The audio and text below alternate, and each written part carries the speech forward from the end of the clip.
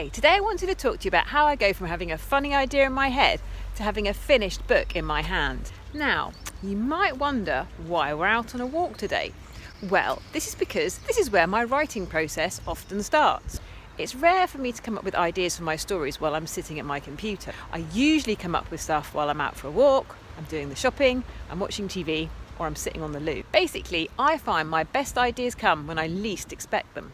Now, once I've had my idea, that's when it's time to head back to my desk and work out whether it's really as brilliant as I think it is.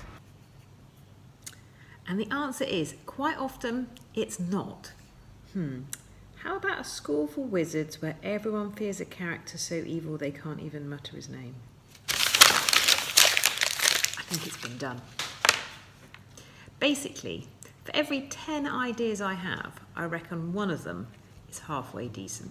Which means it's time for another walk. What if there was a school for pests? A school where they could go to learn to be the best pests they could be. And what if that school was called, I don't know, PESTS? That's a pretty good idea, right? I thought my idea for PESTS was a good idea, and luckily so did my editor. For those of you that don't know, an editor is a person that an author works closely with to make sure their story is as good as it can be. So now I had an idea, the next thing I needed to do was come up with a list of characters, my cast for the book. I decided the main character was going to be a little mouse called Sticks. I gave him a best friend, a bat called Bats. I wanted there to be a school bully, so I picked a rat and I called him Maximus. I also wanted there to be a really bad baddie. I love bad baddies. So I picked a cockroach and I called him Professor Armageddon, which I think you'll agree is a pretty bad name.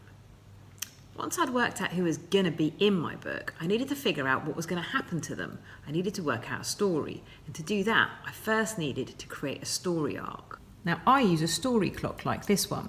I found it somewhere called plotdevices.com. Here we have Act 1, Act 2 and Act 3. Then you put all your action points around the outside. You can then use this to work out whether your story works properly or not. Now, this took me about 6 months to do.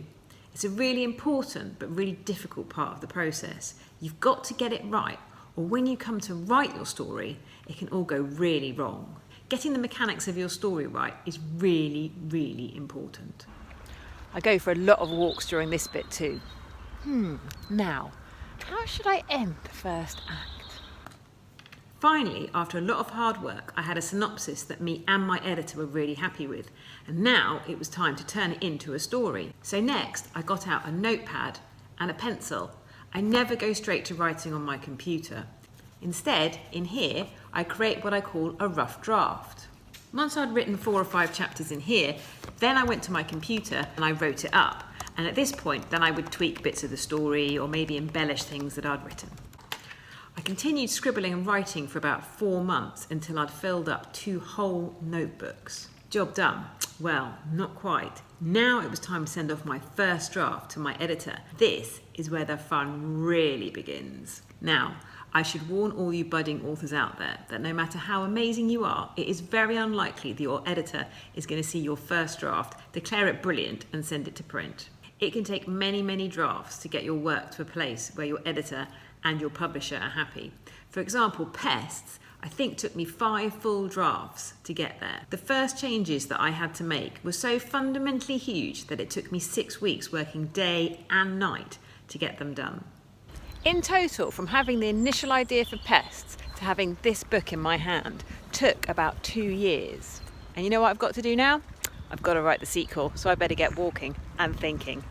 Now, if you'd like to know more about PESTS, check out pestbook.com, and if you'd like to know about me, check out emerstamp.com, and if you'd like to see more videos like this with me blathering on, then check out my YouTube channel, The World of Emer Stamp. Thanks guys, and I'll see you again soon. Bye!